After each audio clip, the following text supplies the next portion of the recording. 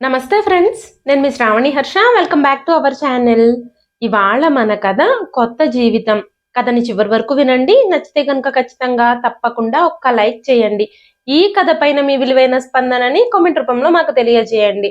కొత్తవారు ఎవరైనా చూస్తున్నట్లయితే మన ఛానల్ని సబ్స్క్రైబ్ చేసుకోండి. అంతేకాకుండా యూట్యూబ్లో కొత్తగా వస్తున్న హైప్ ఆప్షన్ అయితే క్లిక్ చేసి హై పాయింట్స్ ఇవ్వడం మాత్రం అస్సలు మర్చిపోకండి. మీరు ఇచ్చే లైక్లు, షేర్లు, కామెంట్లు, ఇంకా ఈ హై పాయింట్స్ అనేవి మరెన్నో మంచి మంచి కథల్ని మీ ముందుకు తీసుకురావడానికి, మీకు చదివి వినిపించడానికి నాకు ఎంతగానో ప్రోత్సాహాన్ని ఇస్తాయండి. మరైతే ఇప్పుడు మనం కథలోకి వెళ్ళిపోదాము. అమృత పుట్టి 6 నెలలు కూడా నిండలేదు. అప్పుడే అమృతని తన తల్లి వదిలేసింది. అమృత ఇప్పటికీ ఆ విషయం గురించి ఆలోచిస్తూ ఉంటుంది. ఆ విషయం గురించి అమృత ఆలోచించినప్పుడల్లా తన మనసులో ఒక ప్రశ్న మెదులుతూ ఉంటుంది. ఒక తల్లి తన కన్న కూతుర్ని ఎలా విడిచిపెట్టగలుగుతుంది అనే ప్రశ్న ప్రతి క్షణం తన మనసులో ప్రతిధ్వనిస్తూనే ఉంటుంది. అమృత తల్లి జయంతి మరొకరిని ఇష్టపడుతుంది. ఆవిడ అమృత తండ్రి రాజారాం గారితో కలిసి జీవించడానికి అస్సలు ఇష్టపడడం లేదు. అందుకే అమృత పుట్టిన వెంటనే ఆవిడ తన కుటుంబాన్ని విడిచిపెట్టేసి ప్రేమించిన వ్యక్తితో వెళ్ళిపోయింది. అప్పుడు అమృత వయసు కేవలం 6 నెలలు మాత్రమే. అసలు ఏం జరిగిందో అమృతకేమీ తెలియదు. కానీ తను పెరిగి పెద్దవుతూ ఉన్నప్పుడు ఇరుగు పొరుగు వాళ్ళు చెప్పే మాటలు విని అన్నింటికంటే ఎక్కువగా తన తండ్రి ముఖంలో నిశ్శబ్దాన్ని చూసి చాలా విషయాలు తను తెలుసుకుంది. అమృత తండ్రి రాజారాం గారు అమృత కోసమే బ్రతుకుతున్నారు. తన కోసమే ఆయన మరొక పెళ్లి కూడా చేసుకోలేదు. రాజారాం గారిని మరో పెళ్లి చేసుకోమని ఒప్పించడానికి తన కుటుంబ సభ్యులు, చుట్టాలు, బంధువులు, స్నేహితులు చాలా ప్రయత్నాలు చేశారు. జీవితం చాలా చిన్నదని, సంతోషాలు, సుఖాలు అన్ని దూరం చేసుకొని బ్రతకడం చాలా కష్టమని, మనల్ని వదిలిపెట్టి వెళ్ళిపోయిన వాళ్ళ కోసం మనం మన జీవితం నాశనం చేసుకోవాల్సిన అవసరం లేదు అని చాలా విధాలుగా అందరూ ఆయనకి సర్ది చెప్పడానికి ప్రయత్నించారు. కానీ ఎవ్వరు ఎన్ని చెప్పినా సరే రాజారాం గారి సమాధానం మాత్రం ఒక్కటే: నా కూతురు చిరునవ్వును చూస్తే చాలు, నా జీవితంలో బాధలన్నీ నేను మర్చిపోతాను. నాకు నా కూతురు ఒక్కటే సరిపోతుంది. నేను తన కోసమే బ్రతుకుతున్నాను. ఇక ఈ జీవితంలో నాకు ఎవ్వరితోనూ అవసరం లేదు. ఎవ్వరితోడూ నాకు అవసరం లేదు. నేనే తనకి అమ్మనై, నాన్ననై, తనకి ఏ లోటు లేకుండా పెంచుతాను అని చెప్పేవారు. రాజారాం గారు ఉదయాన్నే పనికి వెళ్ళి సాయంత్రానికి తిరిగొచ్చేవాళ్ళు. సాయంత్రం అలసిపోయి తిరిగొచ్చినా సరే అమృత ముఖంలో కాంతిని, చిరునవ్వుని చూడగానే ఆయన అలసటంతా తొలగిపోతూ ఉండేది. అమృత పరిగెత్తుకుంటూ వెళ్ళి రాజారాం గారిని కౌగిలించుకొని, నాన్న మీరు అలసిపోయారా అంటూ అడిగేది. అప్పుడు రాజారాం గారు అమృత నుదుటి మీద ముద్దు పెట్టుకొని, నువ్వు ఒక్కసారి చిరునవ్వు నవ్వితే చాలు, ఆ చిరునవ్వు చూస్తే నా దిగులంతా పోతుంది. చిరునవ్వులు చిందే నీ ముఖం చూస్తే నాకే బాధ ఉండదు అంటూ చెప్పేవారు. తన తండ్రి కళ్ళల్లోని విషాదం మొత్తం అమృతకి కనిపిస్తూనే ఉండేది. కొన్నిసార్లు అమృత రాత్రిపూట నిద్రలోంచి మేల్కొన్నప్పుడు తన తండ్రి కిటికీ దగ్గరే కూర్చొని ఆకాశంలోకి చూస్తూ మౌనంగా కూర్చుని ఉండేవారు. అమృత కదిలిన చప్పుడు రాగానే గబగబా ఆయన తన కన్నీళ్లను తుడుచుకొని వెంటనే వచ్చి అమృత పక్కనే పడుకునేవారు. అమృత వయసు చిన్నదే అయినప్పటికీ తన తండ్రి బాధని తను గమనిస్తూనే ఉండేది. అమృత పుట్టిన తర్వాతే తన బాబాయికి పెళ్లి జరిగింది. అమృత వాళ్ళ బాబాయి రఘు కూడా చాలా మంచివాడు. రఘు రాజారాం గారికి తమ్ముడైన కారణంగా అమృతని చాలా బాగా చూసుకునేవాడు. అమృత కూడా ఎక్కువగా తన బాబాయితో, పిన్నితో సాన్నిహిత్యంగా ఉండేది. పిన్నితో చాలా బాగా ప్రేమగా మాట్లాడడానికి అలవాటు పడింది. కానీ అమృత వాళ్ళ పిన్ని సౌమ్య కళ్ళల్లో మాత్రం చాలా వింత వింత భావనలు కనిపిస్తూ ఉండేవి. ఆ సమయంలో అమృతకి తన పిన్ని ఫీలింగ్స్ అర్థమయ్యేవి కావు. కానీ ఆవిడ ప్రవర్తనకి అమృత కూడా కొంచెం బాధగా అనిపించేది. అమృతకి 6 సంవత్సరాల వయసున్నప్పుడు తన జీవితంలో అతి పెద్ద పరీక్ష ఎదురయింది. ఆ రోజు రాత్రి జరిగిన ప్రతి విషయము అమృత జ్ఞాపకాలలో స్థిరంగా నిలిచిపోయింది. అకస్మాత్తుగా రాజారాం గారి ఆరోగ్యం క్షీణించింది. ఆయనకి శ్వాస తీసుకోవడంలో చాలా ఇబ్బంది మొదలయ్యింది. తన తండ్రి ఆ విధంగా బాధపడుతూ ఉంటే చూస్తూ ఉన్న అమృత ముఖమంతా పాలిపోయింది. తన శరీరం కూడా బలహీనంగా అనిపించడం ప్రారంభించింది. తనకి బాధతో, దుఃఖంతో కన్నీళ్లు వచ్చేస్తున్నాయి. అమృత ఏమీ అర్థం చేసుకోలేకపోతోంది. తను ఏడుస్తూనే ఉంది. నాన్న, ఏమైంది మీకు? మీకేం జరుగుతుంది? అంటూ తను ఏడుస్తూనే ఉంది. ఆయన పక్కన కూర్చున్న బాబాయ్‌తో పాటు చుట్టుపక్కల వాళ్ళు కూడా ఆయన పరిస్థితిని చూసి ఆందోళన చెందుతూ ఉన్నారు. ఒక్కసారిగా ఆ ఇంటి వాతావరణం అంతా వింతగా మారిపోయింది. చలనం లేకుండా పడి ఉన్న తండ్రిని చూస్తే అమృత గుండె వేగంగా కొట్టుకోవడం మొదలైంది. తెలిసి తెలియని ఆ వయసులో కూడా అమృతకి దుఃఖం పొంగుకొస్తోంది. అమృత ఏడుస్తూ, నాన్న లేవండి, నాకు భయంగా ఉంది మిమ్మల్ని అలా చూస్తూ ఉంటే అంటూ ఆయనని బలహీనమైన స్వరంతో పిలుస్తూ లేపుతూ ఉంది. అప్పుడు రాజారాం గారు ఓపిక తెచ్చుకొని, అమ్మ అమృత, నువ్వు ఏ విషయానికి భయపడొద్దు. నువ్వు చాలా ధైర్యవంతురాలివి. నువ్వు ఎప్పటికీ ఒంటరిగా ఉండవు అని చెబుతూ రాజారాం గారు తన తమ్ముడు రఘుని దగ్గరికి పిలిచి చెవిలో ఒక విషయం చెప్పారు. నేను నీ చిన్నప్పటి నుంచి నీ బాధ్యతల్ని జాగ్రత్తగా నిర్వర్తించాను. ఇప్పుడు నువ్వు నా కూతురు బాధ్యతల్ని తీసుకోవాల్సిన సమయం వచ్చింది. నేను బ్రతికుంటానని నాకు అనిపించడం లేదు. ఒకవేళ నాకేదైనా అయితే నా కూతురు ప్రతి కలని నెరవేర్చాల్సిన బాధ్యతని నేను నీకే అప్పగిస్తున్నారు అంటూ చెప్పారాయన. ఆ మాటలు చిన్నగా అమృత చెవుల్లో కూడా వినిపిస్తూ ఉన్నాయి. ఆ మాటలు చెబుతూ ఉన్నప్పుడు రాజారాం గారి పెదవులు వణుకుతున్నాయి. ఆయన కళ్ళల్లో కన్నీళ్లు తిరుగుతున్నాయి. అప్పుడు రాజారాం గారి చెయ్యి పట్టుకొని, రఘు అన్నయ్య, నువ్వేమీ బాధపడొద్దు. అమృతని నా సొంత కూతుర్లా చూసుకుంటాను. తనకి ఏ లోటు రానివ్వను అంటూ చెప్పాడు. ఎంత అన్నయ్య కూతురైనా సొంత బిడ్డలా ఎవ్వరూ చూసుకోలేరు అన్న వాస్తవం అందరికీ తెలిసిందే. అయినా ఆ సమయంలో రాజారాం గారి మనసులో తమ్ముడి మాటలకి చాలా రిలీఫ్గా అనిపించింది. ఆయన అమృత వైపుకి చూస్తూ, అమృత, నువ్వు ధైర్యంగా ఉండమ్మా. బాగా చదువుకొని నువ్వు గొప్పదానివి కావాలి. నేను ఎక్కడున్నా సరే నిన్ను చూస్తూనే ఉంటాను. మీ బాబాయి, పిన్ని నిన్ను జాగ్రత్తగా చూసుకుంటారు అని చెబుతూ ఉన్న తండ్రి మాటలు అమృత చెవుల్లో గట్టిగా ప్రతిధ్వనించాయి. అమృత మాత్రం తన తండ్రి చేతుల్ని పట్టుకుని ఏడుస్తూనే ఉంది. ఆ క్షణంలో అమృత నుంచి తన సొంతం అనుకున్న ప్రతిదీ దూరం అయిపోయినట్టుగా అమృత కనిపించింది. రాజారాం గారు ఈ లోకాన్ని విడిచిపెట్టి వెళ్ళిపోయారు. చుట్టూ చాలా గందరగోళమైన వాతావరణం ఏర్పడింది. ఆడవాళ్ల ఏడుపులు, మగవాళ్ల పరుగులు, పిన్ని గొంతు, బాబాయ్ కన్నీళ్లు ఇవేవి అమృతకు వినిపించడం లేదు. నా కూతురు జాగ్రత్త అని రాజారాం గారు చెప్పిన చివరి మాటలు, ధైర్యంగా ఉండమ్మా అంటూ అమృతకు చెప్పిన మాటలు మాత్రమే అమృత చెవుల్లో మారుమోగుతున్నాయి. ఆ రోజు అమృత బాల్యాన్ని ఎవరో తన నుంచి బలవంతంగా లాగేసుకున్నట్టుగా అమృత కనిపించింది. ఆడుతూ పాడుతూ సంతోషంగా గడపాల్సిన ఆ వయసులో అమృత అనాథైపోయింది. తనకి 6 నెలల వయసున్నప్పుడు తన తల్లి తన స్వార్థం కోసం తనని వదిలేసి వెళ్ళిపోయింది.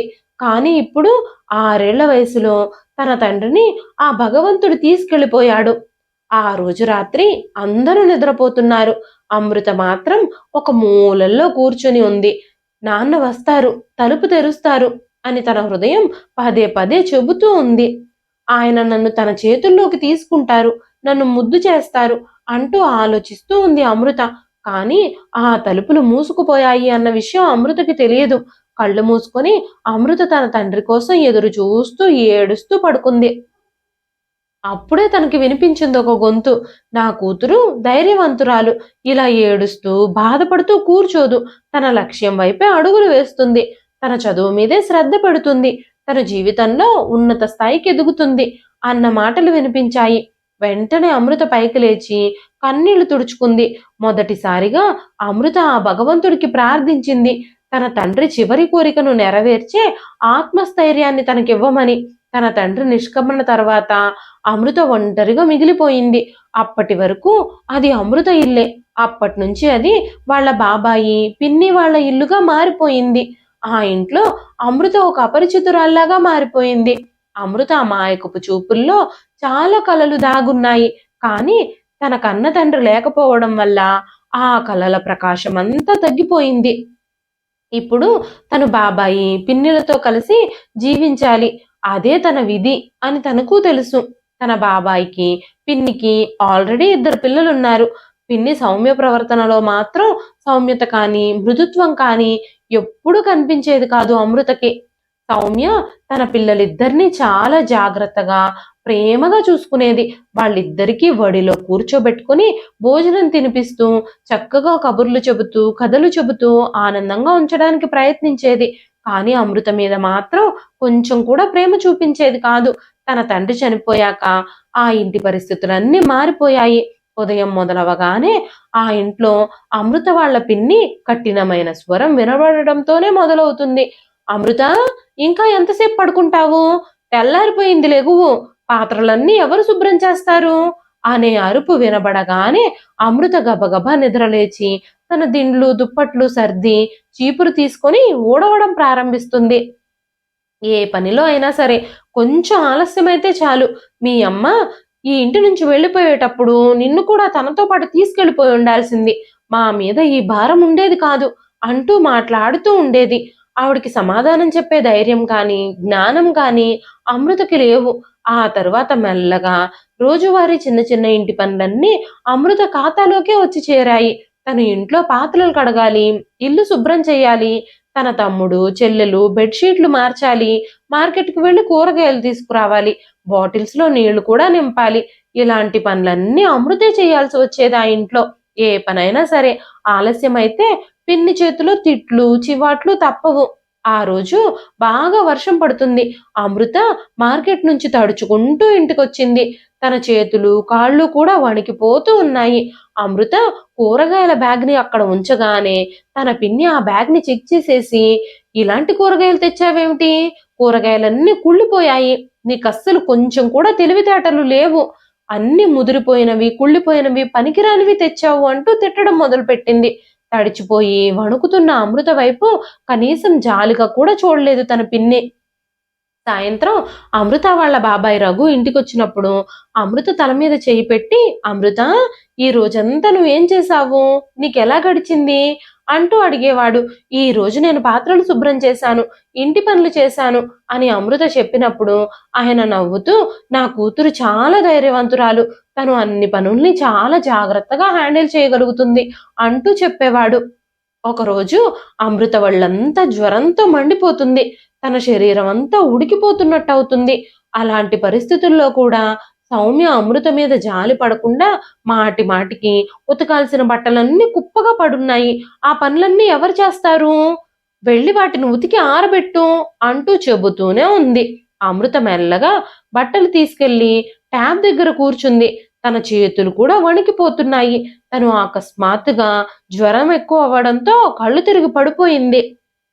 ఆ శబ్దం విని అమృత వాళ్ళ బాబాయ్ రఘు బయటకొచ్చాడు.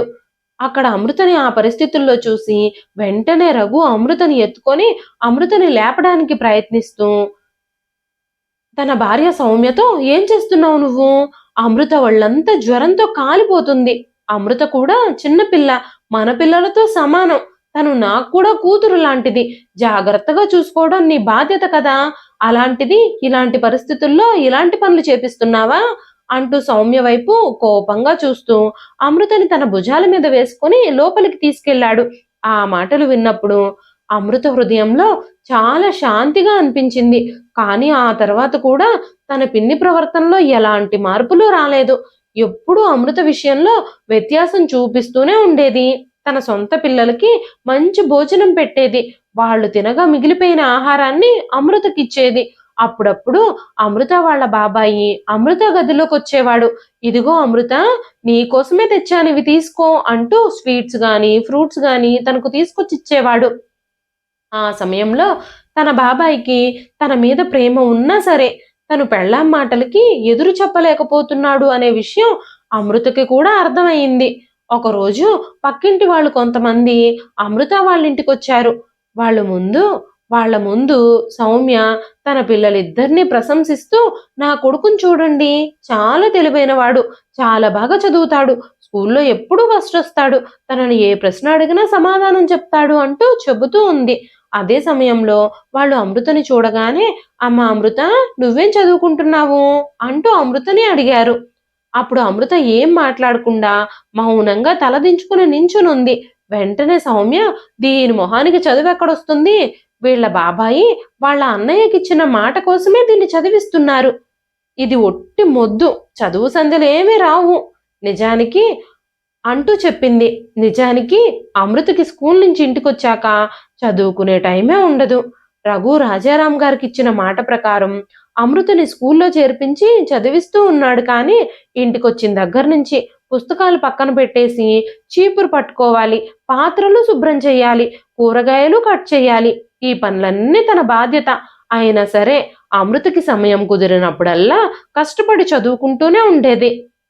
అమృత వాళ్ళ బాబాయ్ పిల్లలు కూడా అమృతతో కలిసి ఆడుకోవడానికి కానీ, కలిసి ఉండడానికి కానీ అస్సలు ఇష్టపడేవాళ్ళు కాదు. వాళ్ళతో కలిసి అమృత ఆడుకోవడానికి వెళ్ళినా కూడా వాళ్ళు తనని ఆటల్లో ఉంచుకునేవాళ్ళు కాదు. అమృత తన పిల్లలతో ఆడుకోవడం చూసిన తన పిన్ని తనని తిట్టి, "నీకు వేరే పనులేవీ లేవా? ఆడుకోవడానికి వచ్చేసావు" అంటూ కసురుకునేది. తను మౌనంగా గదిలోకి వెళ్ళిపోయేది. ఆ ఇంట్లో అమృతకి ఇప్పుడు ఉన్న ఏకైక మద్దతు తన బాబాయ్ మాత్రమే. పిన్ని ఎప్పుడైనా అమృత మీద అరుస్తూ ఉన్నా, కొట్టడానికి ప్రయత్నిస్తూ ఉన్నా తన బాబాయ్ రఘు అడ్డుపడుతూ ఆపుతూ ఉండేవాడు. అలాగే అమృత తన ఇంటర్మీడియట్ ని పూర్తి చేసింది. తను ఇంటర్లో ఉన్నప్పుడే మెల్లమెల్లగా రఘు ఆరోగ్య పరిస్థితి కూడా బలహీనపడుతూ వచ్చింది. భోజనం చేశాక అతను శ్వాస తీసుకోవడానికి చాలా ఇబ్బంది పడేవాడు. అసౌకర్యంగా భావించేవాడు. తరచుగా పొట్ట మీద చెయ్యి వేసుకుని కూర్చునేవాడు. తనకి కడుపులో చాలా నొప్పిగా అనిపించేది. మొదట్లో ఈ విషయం గురించి ఆయన పెద్దగా పట్టించుకోలేదు.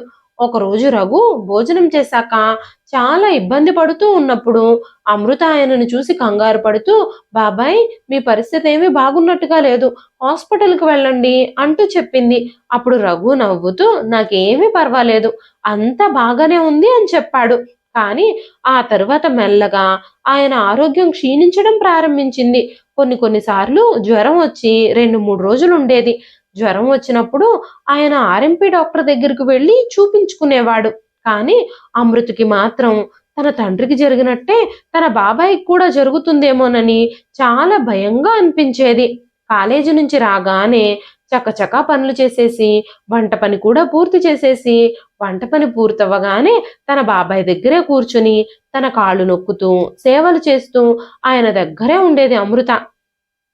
అమృత వాళ్ళ బాబాయి పనికి వెళ్ళడం కూడా అనారోగ్యం కారణంతో ఆయన మానేయాల్సి వచ్చింది. ఆ ఇంటి పరిస్థితులు చాలా మారిపోయాయి. ఇల్లు, పిల్లలు, వాళ్ళ చదువులు అన్నింటికి చాలా ఖర్చులవుతాయి. ఇప్పుడు ఆయన ఆరోగ్యానికి ట్రీట్మెంట్ చేయించుకోవాలి అంటే కూడా చాలా ఇబ్బంది అవుతుంది. ఈ విషయం గురించి అమృత ఆలోచించడం మొదలుపెట్టింది. కాలేజీ పూర్తయిన తర్వాత ఏదైనా పని దొరుకుతుందేమోనని అమృత చాలా చోట్ల వెతికింది. చివరికి ఒక ఫ్యాక్టరీలో తనకి ప్యాకింగ్ ఉద్యోగం దొరికింది. వచ్చే జీతం డబ్బులు తమ కష్టాలన్నీ తీర్చకపోయినా తిండి ఖర్చులకు మాత్రం సరిపోయేవి. మొదటి రోజు తను ఫ్యాక్టరీకి వెళ్ళినప్పుడు తనకి చాలా భయంగా అనిపించింది. అక్కడ చాలా మంది అపరిచితులున్నారు. అక్కడంతా వింత వింత శబ్దాలున్నాయి. ఆ యంత్రాల శబ్దం ఎప్పుడూ మారుమోగుతూనే ఉండేది. అమృత చేతులు వణుకుతున్నట్టుగా భయంగా అనిపించసాగింది. కానీ అమృత హృదయంలో మాత్రం ఒక్కటే ఆలోచన నడుస్తుంది. నేను ఈ పని చేయకపోతే మా ఇల్లు నడవదు అని, అందరం ఆకలితో చచ్చిపోవాల్సి వస్తుంది అని. ఆ రోజు ఇంటికి వచ్చిన తర్వాత అమృత తన పిన్నితో నేను ఫ్యాక్టరీలో పనికి చేరాను అంటూ చెప్పింది. ఆవిడ అమృత మాటలు విని చాలా ఆశ్చర్యపోయింది. సర్లే, ఎంతో కొంత డబ్బొస్తే కనీసం కొన్ని అవసరాలైనా తీరతాయి అంటూ అమృత చెప్పినప్పుడు తన పిన్ని సౌమ్య ప్రశాంతంగా ఊపిరి పీల్చుకుంది. అమృత అలా చదువు మానేసి పొద్దున పూట ఫ్యాక్టరీకి వెళ్ళేది. సాయంత్రం వచ్చిన దగ్గర నుంచి ఇంటి పనులన్నీ చకచకా చేసేసేది. రాత్రిపూట అలసిపోయి మంచం మీద పడుకునేది. తర్వాత రోజు పొద్దున్నే మళ్ళీ యథావిధిగా తన రోజు మొదలయ్యేది. మెల్లమెల్లగా తన బాబాయ్ ఆరోగ్యం కూడా క్షీణిస్తూ వచ్చింది. ఒకరోజు రాత్రి ఆయన పరిస్థితి చాలా విషమించడంతో కంగారుగా ఊర్లో ఉన్న ఆర్ఎంపీ డాక్టర్ని పిలిచినప్పుడు ఆ ఆర్ఎంపీ డాక్టరు, ఆయన లివర్ పూర్తిగా డ్యామేజ్ అయినట్టు అనిపిస్తోందండి, ఆయనని వెంటనే పెద్ద ఆసుపత్రికి తీసుకెళ్ళాలి అంటూ చెప్పారు. కానీ వాళ్ళ దగ్గర ఆయన పెద్ద ఆసుపత్రిలో చూపించే ఆయన డబ్బులు లేవు. ఒకరోజు అమృత ఫ్యాక్టరీకి వెళ్ళినప్పుడు కొంచెం డబ్బులు అడ్వాన్స్‌గా కావాలి అని ఓనర్‌ని అడిగింది. అమృత వాళ్ళ పిన్ని కూడా తన తల్లిదండ్రుల నుంచి కొంచెం సహాయం అడిగింది. 2, 3 సార్లు వాళ్ళు కూడా కొంత డబ్బు పంపించారు. ఆ తర్వాత సున్నితంగా తిరస్కరించేశారు. మెల్లమెల్లగా సౌమ్య ప్రవర్తన ఇంట్లో ఉన్న పరిస్థితులను బట్టి రోజు రోజుకి కఠినంగా మారిపోసాగింది. రఘుతో కూడా తను ఎప్పుడూ గొడవ పడుతూ ఉండేది. నా పిల్లలు ఇంకా చిన్నవాళ్ళు. మీరు చూస్తేనేమో అనారోగ్యం పాలయ్యారు. మా కోసం ఆస్తిపాస్తులు ఏవి సంపాదించలేదు అంటూ కఠినంగా మాట్లాడుతూ ఉండేది. ఒకరోజు రఘు అమృతతో మాట్లాడుతూ, అమ్మా అమృత, నన్ను క్షమించు. మీ నాన్న నీ కోసం చాలా కలలు కన్నారు. ఆయన నా దగ్గర మాట తీసుకున్నారు. కానీ నేను మీ నాన్నకిచ్చిన మాటని నిలబెట్టుకోలేకపోయాను అని మాట్లాడుతూ ఉన్నప్పుడు, అమృత, బాబాయ్ అలా మాట్లాడకండి. మీరు నా కోసం చేయాల్సిందంతా చేశారు అని చెబుతూ ఉన్నప్పుడు అమృత కళ్ళల్లో నీళ్లు తిరిగాయి. అమృత వాళ్ళ బాబాయ్ ఆరోగ్యం మెల్లమెల్లగా క్షీణించడం మొదలయింది. అమృత ఎంతగానో భయపడిన క్షణం రానే వచ్చింది. ఆయనని చూస్తూ ఉంటే అమృతకి చాలా భయంగా ఉంది. రఘు ఈ లోకం నుంచి తుది వీడ్కోలు తీసుకున్నాడు. ఇంట్లో మరోసారి శోకసంద్రం నెలకొంది.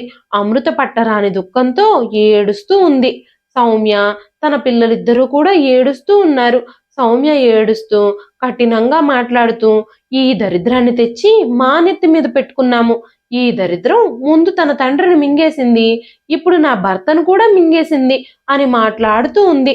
ఆ మాటలు విన్న అమృత గుండె వణికిపోయింది. పదే పదే తనకి ఈ లోకంలో తను ఒంటరి అయిపోయిన ఫీలింగ్ కలుగుతూ ఉంది.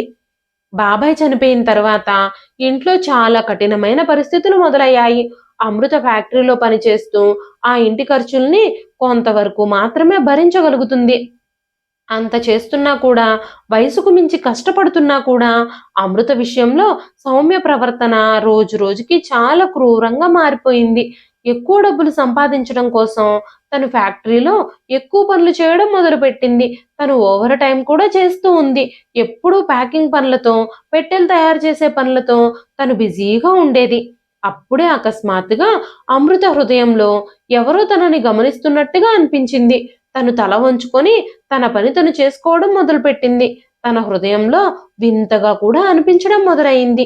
కొన్ని క్షణాల తరువాత ఏం జరుగుతుంది? నిజంగా ఎవరైనా నన్ను గమనిస్తున్నారా? లేదంటే ఇదంతా నా భ్రమ అని అనుకుంటూ అమృత తన తల పైకెత్తి చూసినప్పుడు ఎవరో ఒక అబ్బాయి అక్కడ నిలబడున్నాడు. 6 అడుగుల ఎత్తులో, చక్కని కనుముక్కు తీరుతో, కళ్ళల్లో ఒక వింత మెరుపుతో తను నిలబడున్నాడు. అక్కడ నిలబడి నిరంతరం అమృతనే చూస్తూ ఉన్నాడు. అమృత ఒక్కసారిగా పైకి చూసి ఆ అబ్బాయి మొహం చూసి మళ్ళీ తన పనిని వేగంగా ప్రారంభించింది. కానీ అమృత గుండె చప్పుడు మాత్రం క్రమక్రమంగా ఎక్కువైపోయింది. ఆ రోజు తర్వాత ఆ అబ్బాయి పదే పదే ఫ్యాక్టరీకి వస్తూ ఉండేవాడు. ఆయన తన యజమానికి స్నేహితుడి కొడుకు అనే విషయం అమృతకి అర్థమయింది. ఫ్యాక్టరీలో పనిచేసే వర్కర్లతో అప్పుడప్పుడు తను మాట్లాడుతూ ఉండేవాడు. కానీ తరచుగా ఎవ్వరితో మాట్లాడుతున్నా సరే ఆయన కళ్ళు మాత్రం అమృతనే చూస్తూ ఉండేవి. అవేవి పట్టించుకోకుండా అమృత పని చేస్తూ ఉండేది.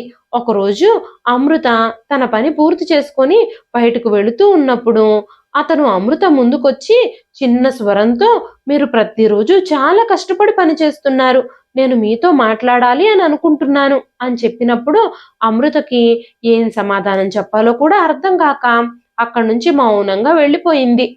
రోజులు గడుస్తూ ఉన్నాయి. ఒకరోజు ఆ ఫ్యాక్టరీ యజమాని అమృతని తన ఆఫీస్ రూమ్‌లోకి రమ్మని పిలిచాడు. ఏదైనా పని మీద పిలిచుండొచ్చు అని అనుకుని అమృత గబగబా లోపలికి వెళ్ళేసరికి యజమానితో పాటు తన స్నేహితుడి కొడుకు కూడా అక్కడ కూర్చునున్నాడు. ఫ్యాక్టరీ యజమాని అమృతతో మాట్లాడుతూ, అమ్మా అమృత, ఇతని పేరు సూర్య, నా స్నేహితుని కొడుకు అంటూ పరిచయం చేశాడు. అమృతకి అసలక్కడ ఏం జరుగుతుందో కూడా అర్థం కాలేదు. అతను చూస్తేనేమో చాలా గొప్ప వ్యక్తిలా కనిపిస్తున్నాడు. కానీ అమృతేమో ఒక నిరుపేద కుటుంబానికి చెందిన అమ్మాయి. పొట్టకూటి కోసం ఆ ఫ్యాక్టరీలో పని చేస్తుంది. అలాంటి తన మీద వాళ్ళు ఎందుకంత ఆసక్తి చూపిస్తున్నారో అమృతకి అర్థం కాలేదు. కొన్ని వారాల తరువాత మరొక ఆశ్చర్యకరమైన విషయం జరిగింది. సూర్య తన తల్లితో కలిసి అమృత వాళ్ళ ఇంటికొచ్చాడు. అమృత గది లోపల తలుపు వెనకాలే నిలబడి బయట జరుగుతున్న సంభాషణ అంతా వింటూ ఉంది. సూర్య వాళ్ళమ్మ అమృత వాళ్ళ పిన్నితో, మా అబ్బాయి మీ అమృతని ఇష్టపడుతున్నాడండి, మీ అమృతని మా కొడుకుకిచ్చి పెళ్లి చేయాలి అని మేము అనుకుంటున్నాము అని చెప్పినప్పుడు ఆ మాటలు విన్న అమృత పాదాల కింద నేల జారిపోయినట్టుగా అనిపించింది. తన పిన్ని కాసేపు మౌనంగా ఉండిపోయింది. తనకి ఏం మాట్లాడాలో కూడా అర్థం కాలేదు.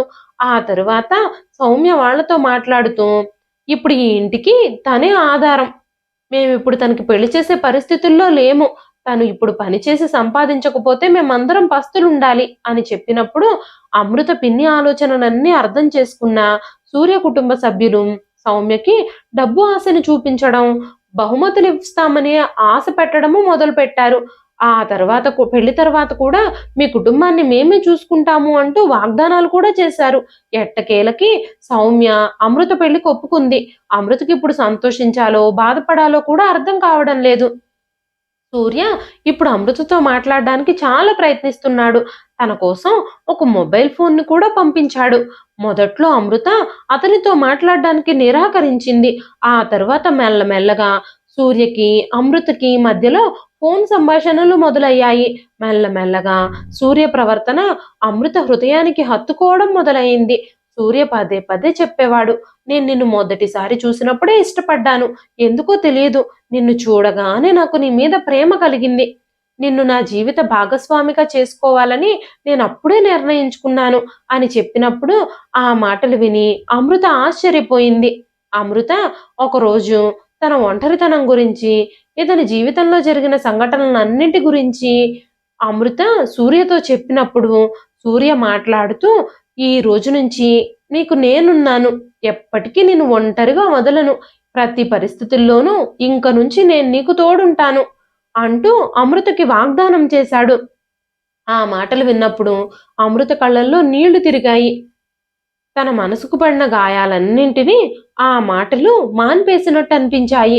ఇంతకు ముందు ఎప్పుడూ తన పిన్ని అమృతని నష్టజాతకురాలు అని, పుట్టగానే తన తల్లి తనని వదిలేసింది అని, ఆ తర్వాత తండ్రి కూడా చనిపోయాడు అని, బాబాయిని కూడా పొట్టన పెట్టుకుంది అని ఎప్పుడూ ఎగతాళి చేస్తూ వెక్కిరిస్తూ ఉండేది.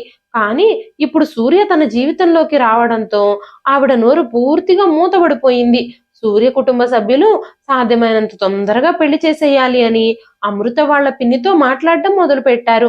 అమృతని పెళ్లి చేసుకోవడం కోసం వాళ్ళు సౌమ్యకి చాలా డబ్బులు కట్నంగా ఇచ్చారు.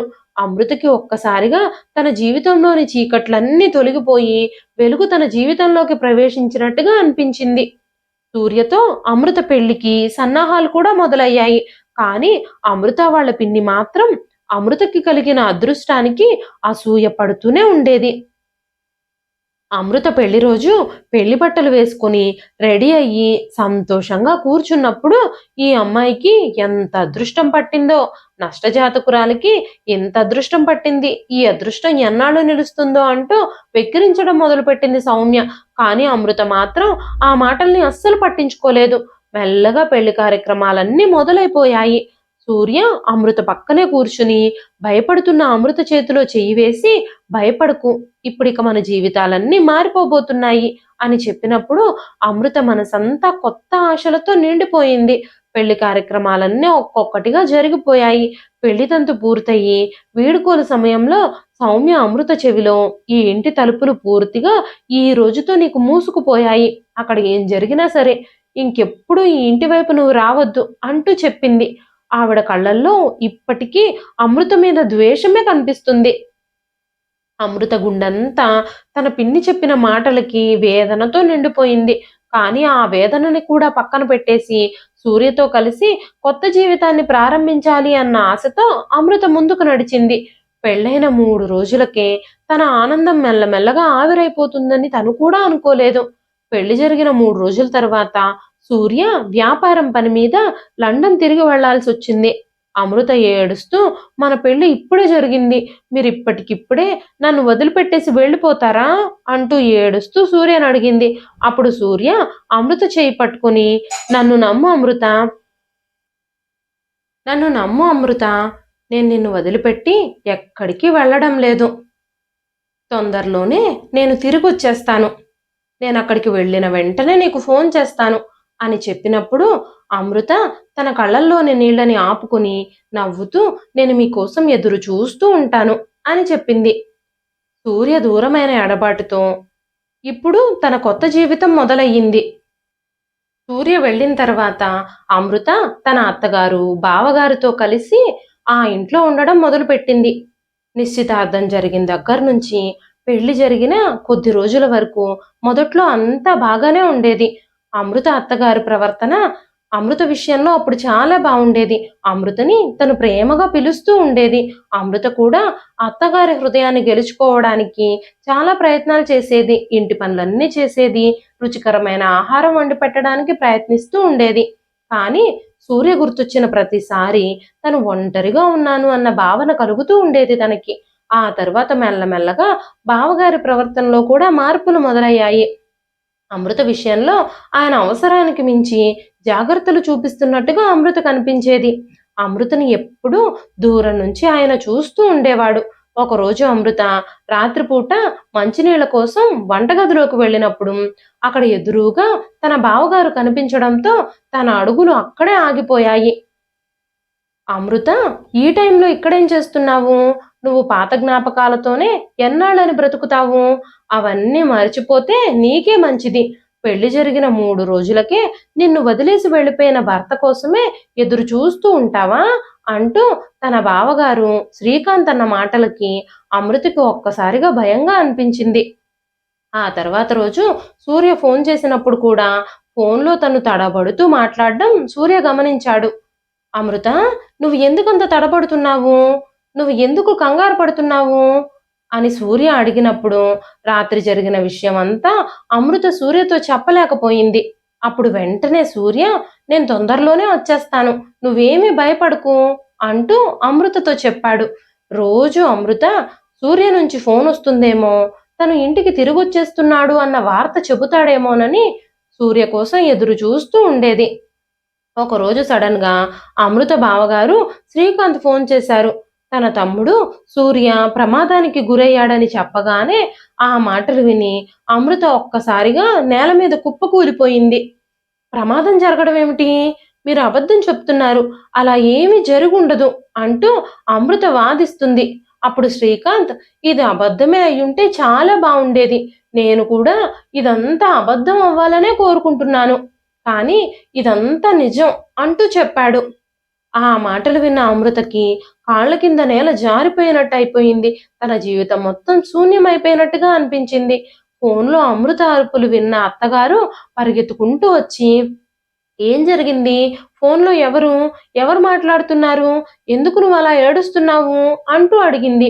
వెంటనే అమృత చేతిలో నుంచి ఆవిడ ఫోన్ని లాక్కొని తన కొడుకు చెప్పిన విషయం అంతా విన్న తరువాత అమృత వైపు కోపంగా చూస్తూ నువ్వొక దౌర్భాగ్యురాలివి, నువ్వొక నష్టజాతకురాలివి అని నాకు ముందే తెలుసు.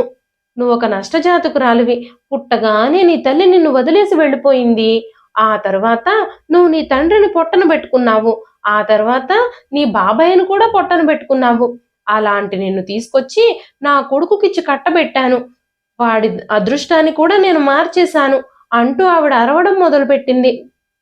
అమృత వెంటనే ఆవిడ కాళ్ళు పట్టుకుని ఏడుస్తూ అత్తయ్య గారు, అలా మాట్లాడకండి. సూర్యతో కలిసి నా జీవితం సంతోషంగా బ్రతకాలి అని నేను అనుకున్నాను.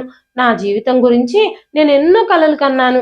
కానీ ఆ భగవంతుడు నా భవిష్యత్తును శూన్యం చేసేస్తే అది నా తప్పెలా అవుతుంది అని ఏడుస్తూ చెప్పినప్పుడు అమృత అత్తగారు అమృత జుట్టు పట్టుకొని బలంగా తోశారు. అమృత నేల మీద పడిపోయింది. తన చేతికి గాయం కూడా అయ్యింది. ఆ రోజు రాత్రి చీకటి గదిలో అమృత ఒంటరిగా కూర్చుంది. బయట అత్తగారి తిట్లు, ఏడుపులు వినిపిస్తున్నాయి. తన ప్రాణమంతా ఉక్కిరిబిక్కిరైపోయినట్టుగా అనిపిస్తుంది. తనకున్న ఏకైక మద్దతు కూడా ఇప్పుడు విచ్ఛిన్నమైపోయింది. తను అత్తగారి దూషణ మాటలని, కోపాన్ని మౌనంగా భరించాల్సొచ్చింది. తనకి వేరే ఆప్షన్ లేదిప్పుడు. తను అలాగే మౌనంగా ఏడుస్తూ రోజులు గడుపుతుంది. అలా రోజులు గడిచిపోతున్నాయి. తన మీద అత్తగారికున్న ద్వేషము, కోపము రోజు రోజుకి పెరుగుతూ వస్తున్నాయి. నా కొడుకు చావుకి కారణం నువ్వే. నువ్వు ఈ ఇంట్లోకి అడుగు పెట్టకుండా ఉండుంటే నా కొడుకు బ్రతికుండేవాడు. నువ్వు నా కొడుకు జీవితంలోకి రాకుండా ఉండుంటే నా కొడుకు ప్రశాంతంగా ఉండేవాడు అంటూ రోజు తిడుతూనే ఉండేది. ఒకరోజు ఆవిడ అమృత దగ్గరకు వెళ్ళి, నీ పెళ్లిలో నా కొడుకు నీకు బహుమతిగా ఇచ్చిన నగలు మొత్తం నాకిచ్చెయ్యి. ఇప్పుడు నీకు ఆ నగలు ఉంచుకునే హక్కు లేదు. నా కొడుకే పోయిన తర్వాత ఆ నగలు నీకెందుకు అంటూ చెప్పినప్పుడు అమృత, అత్తయ్య గారు, నా దగ్గర నుంచి ఆ నగలని మీరు లాక్కోవద్దు. నా భర్త చివరి జ్ఞాపకంగా అవి మాత్రమే నాకు మిగిలున్నాయి అంటూ అరుస్తూ ఏడుస్తూ చెప్పింది అమృత. నీకు ఈ ఇంట్లో స్థానం కావాలి అంటే ఆ నగలు మొత్తం నాకిచ్చెయ్యి. నా కొడుకుకు సంబంధించిన వితంతువుగా నువ్వు ఈ ఇంట్లోనే ఉండొచ్చు అంటూ అమృత దగ్గర నుంచి ఆ నగల పెట్టెని లాక్కొని తన చేతులకున్న ఉంగరాలు, గాజులు అన్నీ లాగేసుకున్నారావిడ. ఆ రోజు రాత్రి అందరూ నిద్రపోతున్నప్పుడు అమృత మనసులోనే బాగా ఆలోచించి ఒక నిర్ణయం తీసుకుంది. అత్తగారి గదిలోకి వెళ్ళి తన అల్మారా తెరిచి నగల పెట్టె కోసం వెతికింది. అన్నీ తీసుకొని ఒక సంచిలో పెట్టుకొని వణుకుతున్న అడుగులతో ముందుకు నడిచింది. అత్తగారు చూస్తే తనని చంపేస్తారేమోనని తనకి భయంగానే ఉంది. కానీ కొంచెం ధైర్యం తెచ్చుకొని అడుగులో అడుగు వేసుకుంటూ బయటకు నడిచింది. రోడ్డంతా నిర్మానుష్యంగా ఉంది. తను మెల్లగా బస్టాండ్‌కి చేరుకుంది. బస్సెక్కి టికెట్ తీసుకొని తన ప్రయాణాన్ని తను మొదలుపెట్టింది. కళ్ళు మూసుకొని బస్సులో కూర్చుంది. కానీ తనకి నిద్ర కూడా రావడం లేదు. సూర్య జ్ఞాపకాలు, అత్తగారి అరుపులు, నిందలు మాత్రమే తన మనసులో ప్రతిధ్వనిస్తూ ఉన్నాయి. తను ఒక ఊరికి చేరుకున్న తర్వాత అక్కడంతా తనకి వింత వింతగా అనిపించింది. తనకి ఆ ఊరు ఎప్పుడూ తెలీదు. తనకక్కడ తెలిసిన వాళ్ళు గానీ, నా అనుకునే వాళ్ళు గానీ ఎవ్వరూ లేరు. ఒక చిన్న ప్రాంతంలో ఒక చిన్న గదిని అద్దెకు తీసుకుంది తను. తన దగ్గరున్న నగలలో కొన్నింటిని అమ్మేసింది. తను కొత్త జీవితాన్ని మొదలుపెట్టాలి అని నిర్ణయించుకుంది. తను ఏం చేయాలన్నా కూడా తనకు పెద్దగా చదువు లేదు. కానీ తనకి వంట చేయడం మాత్రమే తెలుసు. అదే ఇప్పుడు తనకున్న ఏకైక మద్దతుగా మారింది. తను రోజు కొన్ని కొన్ని ఆఫీసులకి తిరుగుతూ, అక్కడ కొంతమందితో మాట్లాడుతూ, నేను మీకు ఇంట్లో వండి నా హోమ్ ఫుడ్స్‌ని మీకు ఆఫీసులకి సప్లై చేస్తాను అంటూ అడిగినప్పుడు, ఇప్పటికే చాలామంది ఈ పని చేస్తున్నారు అంటూ కొన్ని ఆఫీసుల వాళ్ళు చెప్పారు. కానీ ఒక చిన్న ఆఫీస్ యజమాని అమృతని చూసి జాలిపడి, సరే అయితే తీసుకురండి. ఎవరైనా కొంటే మీ డబ్బులు మీకిస్తాను. లేదంటే మీ స్టాక్ మీరు తీసుకువెళ్ళిపోవాల్సుంటుంది అంటూ చెప్పాడు. మొదటిసారిగా తన జీవితంలో ఒక ఆశాకిరణం మెదిలినట్టుగా అమృత కనిపించింది. తను వంటకి కావలసిన సామాన్లంతా కొనుక్కొని తను భోజనం తయారు చేయడం మొదలుపెట్టింది. కొన్ని రోటీలు, కొన్ని రకాల కూరలు తయారు చేసి ఆఫీస్ దగ్గరకు వెళ్ళింది. వాటినన్నింటినీ తీసుకొని ఆఫీస్ లోపలికి వెళ్ళింది. ఆఫీస్‌లో వాళ్ళందరికీ ఇచ్చింది. సాయంత్రం పూట మీరు తీసుకొచ్చిన భోజనం చాలా బావుంది అంటూ ఆఫీస్ వాళ్ళు చెప్పారు. రేపు కూడా తీసుకురమ్మని చెప్పారు. ఆ మాటలు విన్న అమృత కళ్ళు చెమర్చాయి. తనకు ఆనందంతో కన్నీళ్లొచ్చాయి. ఇదే తనకున్న ఏకైక మార్గం అని అమృత అనుకుంది. పగలు, రాత్రి తేడా లేకుండా స్టవ్ దగ్గరే కూర్చొని పనులు చేయడం మొదలుపెట్టింది. బాక్సుల్లో ప్యాక్ చేసి ఆ భోజనాన్ని ఆఫీసుల దగ్గరికి తీసుకెళ్లి విక్రయించేది. తను చాలా రుచిగా, చాలా నీట్‌గా భోజనం తయారు చేయడం వల్ల తనకి చాలా ఆర్డర్స్ వచ్చేవి. కొద్ది రోజుల నుంచి వేరే వేరే ఆఫీసుల నుంచి ఆర్డర్‌లు కూడా రావడం మొదలయ్యాయి. ఉదయాన్నే తొందరగా నిద్రలేచి తను తన పనుల్ని మొదలుపెట్టేది. చాలా కష్టపడి ప్రతి బాధని ఓర్చుకుంటూ నేనీరోజు కష్టపడితే రేపు నా జీవితం బావుంటుంది. నాకు ఒక గుర్తింపు దొరుకుతుంది. నన్నెవరూ భారంగా ఫీల్ అవ్వాల్సిన అవసరం లేదు. నా డబ్బులు నేనే సంపాదించుకుంటాను అనుకుంటూ పనిచేయడం మొదలుపెట్టింది. కాలక్రమంలో తన పేరు నగరంలో మోరుమోగడం ప్రారంభించింది. చుట్టుపక్కల వాళ్ళందరూ కూడా అమృత గురించి చాలా మంచిగా చెప్పుకునేవాళ్ళు. చాలా మంచిగా వండుతుందని, చాలా మంచిగా, నీట్‌గా ఆహారాన్ని సప్లై చేస్తుందని చెప్పుకునేవాళ్ళు. దాంతో ఇళ్లల్లో ఏమైనా చిన్న చిన్న ఫంక్షన్‌లకు కూడా తనకి ఆర్డర్‌లు రావడం మొదలయ్యాయి. తన పనులు ఎంత వేగంగా, ఎలా జరుగుతున్నాయో తనకే అర్థం కావడం లేదు. ఇదంతా తనకి భగవంతుడిచ్చిన ఆశీస్సుల వల్లే జరుగుతుంది అని తన మనసులో అనుకుంది. కొన్ని రోజుల తర్వాత అమృత తనకు సహాయంగా ఒక మనిషిని పెట్టుకుంది. ఇరుగు పొరుగు వాళ్ళు కూడా తన దగ్గరకొచ్చి కూర్చునేవారు. తనకేదైనా పనిలో సహాయం కూడా చేసేవారు. తనకి ప్రతి విషయంలోనూ మద్దతుగా నిలబడేవారు.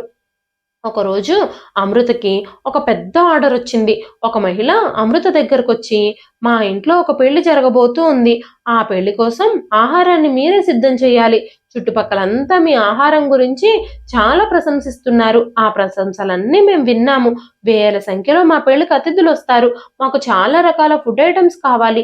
ప్రతిదీ చాలా బాగుండాలి. ఎక్కడ ఏ వంక పెట్టడానికి వీలుండకూడదు అని చెప్పినప్పుడు వణుకుతున్న చేతులతో అమృత ఆ పేపర్‌ని ఓపెన్ చేసి అందులో ఉన్న ఐటెమ్స్ లిస్ట్ అంతా చదివింది. ఆ తర్వాత అమృత అంతా బాగానే జరుగుతుంది.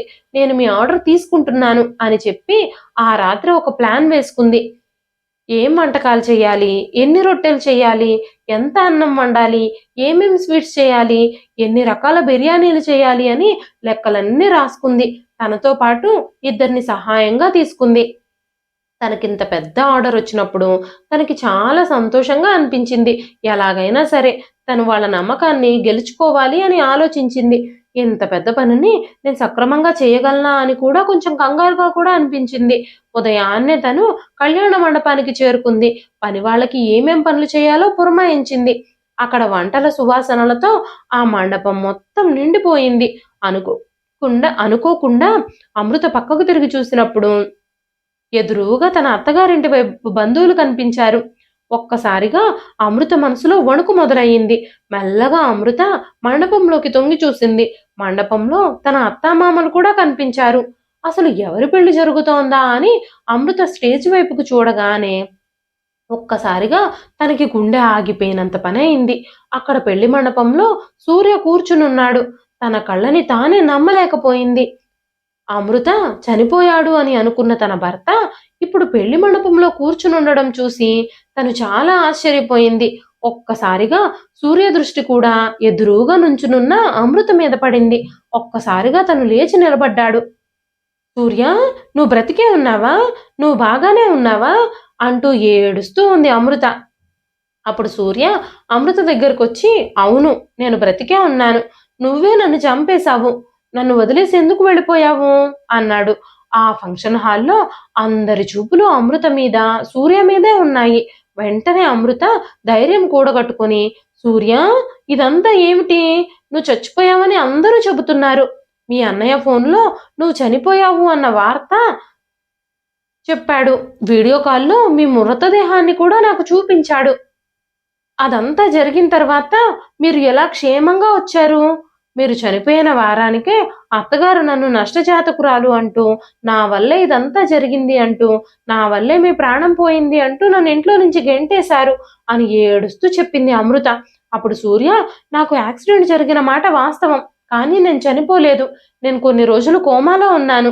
శ్రీకాంత్, నువ్వు నా మృతదేహాన్ని వీళ్ళందరికీ వీడియో కాల్లో ఎలా చూపించావు? అంటూ కోపంగా సూర్య శ్రీకాంత్ని అడిగినప్పుడు శ్రీకాంత్ జరిగిన విషయం అంతా చెప్పాడు. శ్రీకాంత్ అమృత పనిచేసే ఫ్యాక్టరీలో ఒక అమ్మాయిని ప్రేమించి పెళ్లి చేసుకుంటానని నమ్మించి తనని మోసం చేసి చంపేసి తన శవాన్ని మాయం చేశాడు.